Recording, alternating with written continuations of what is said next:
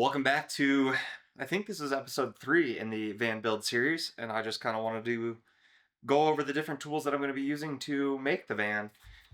This is all done on a budget, so don't think that I'm spending a ton of money just to build this because I want to put the money in the van, not in all of this.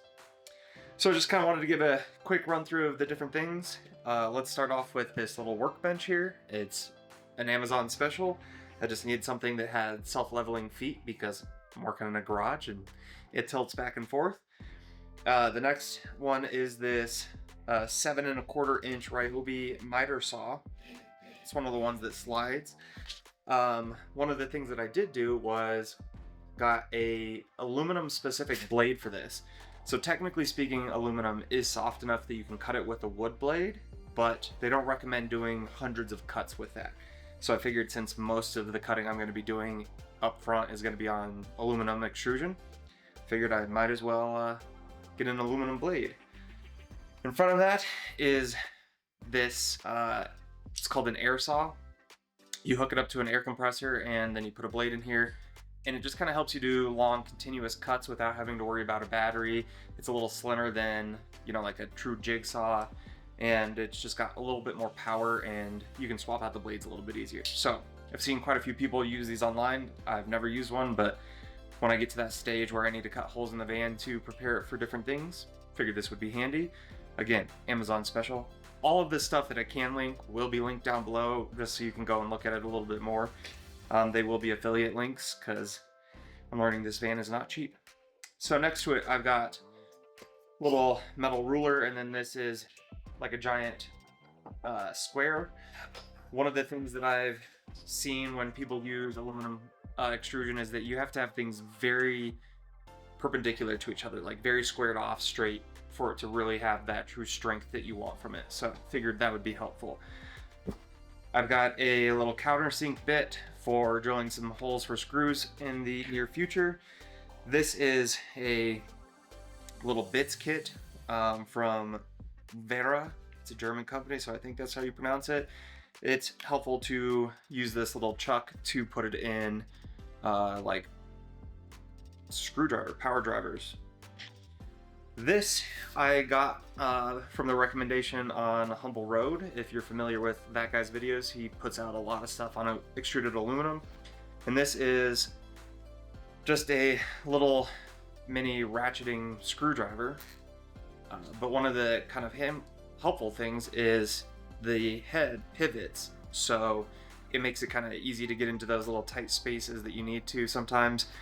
And then it's got extensions and all the different bits. So figured I'd pick that up since he's been doing this for years now and recommended it.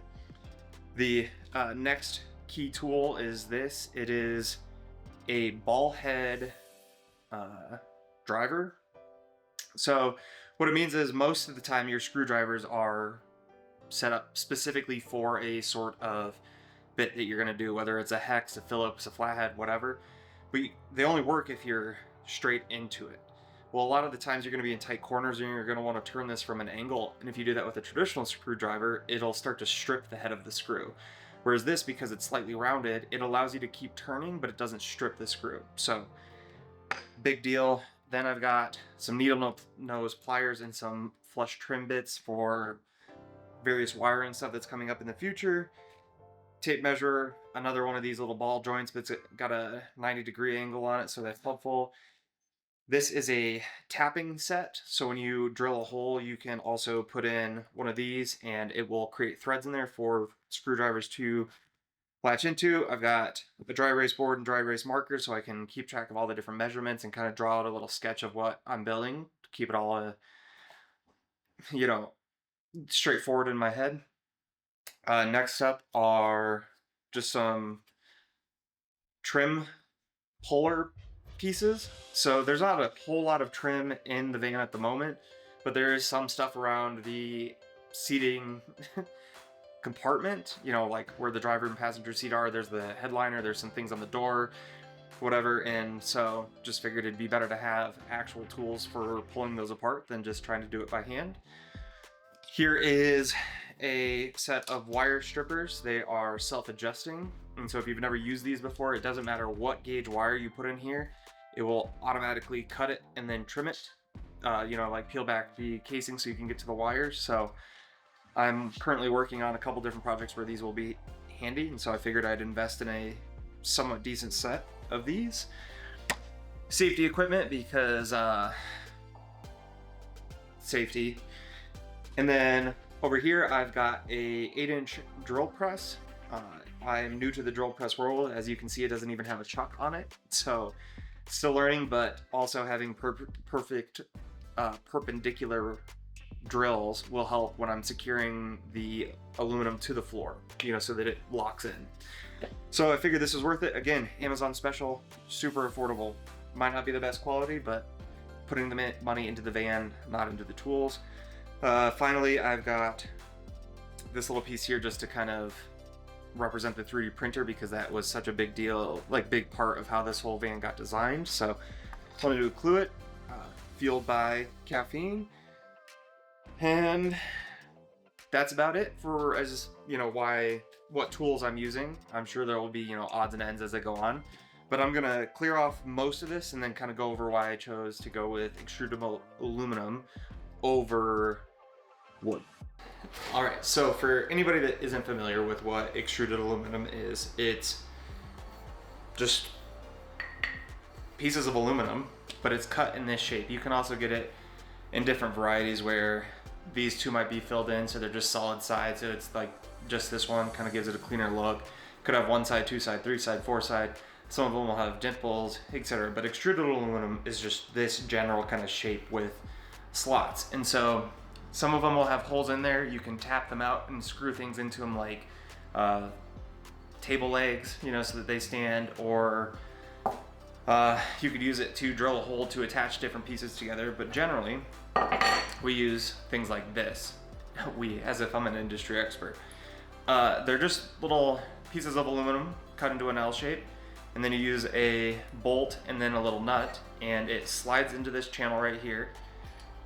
You then twist this to the desired direction, and then take a little screwdriver and tighten it down, and then they're just rock solid. But I don't know if you can see this. These will turn if you don't get them tight enough, so you really need to lock them down so that you can get a good 90-degree flush fit. So that's just kind of a general use case of it. The reason that I chose it over wood is for something like this.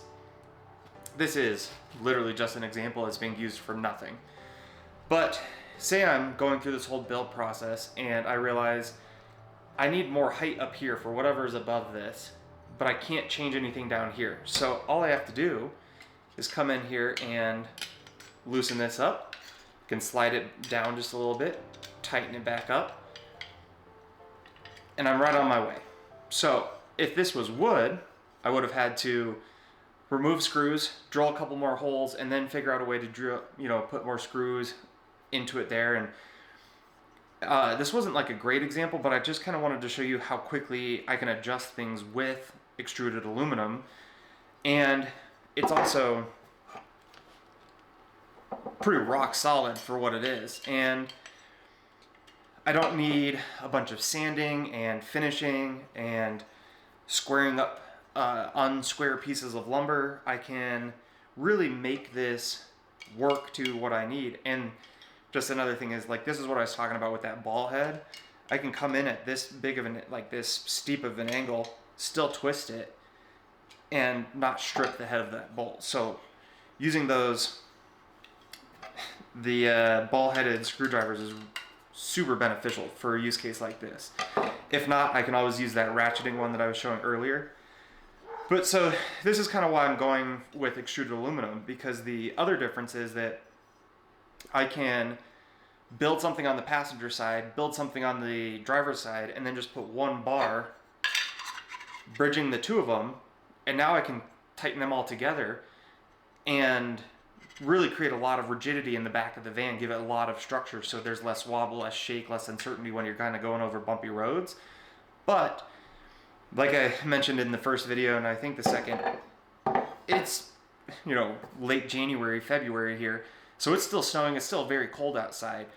So I'm taking things out there into the van, making sure they fit, and then pulling them back out because it's too cold for me to put any sort of insulation in there. The glue, the adhesive, and just the rubber backing and everything wouldn't bond properly because it's too cold. So I'm still progressing and I'm building structures for the van, but I can take them out and bring them in and then take them back out there, tighten a couple bolts, and then, you know, leave them in there, take them out, put them back in. If you've ever worked with wood, you know that the more that you screw and unscrew something, the more loose that hole gets. And I'm not saying it does it quickly, but every time you go in and out of there, it strips a little bit of wood and then it just becomes a little less useful. And that doesn't really happen with this. So I'm still learning it. There are a bunch of different types of connections that you can do to create bonds between them based off of the needs of the structure, but I don't know enough to know what to order and what not to order. So, like I said, it's just a quick little rundown of all of the different tools that I'm going to use to build this fan and kind of a little quick show of this little workshop that I'm building in this garage. And in the next one, we will get started on building the actual water tank and electrical cabinet so that I can start prepping for where that desk is going to be and really kind of solidify the design before I start buying wiring, lights, plumbing, tubing, all of those different things. I kind of want to get a good layout for where everything's going to be. So make sure to drop a subscription if you want to see where this fan goes. Leave a like if you liked the video. Let me know if you have any questions down below. And as always, I will see you around the bend.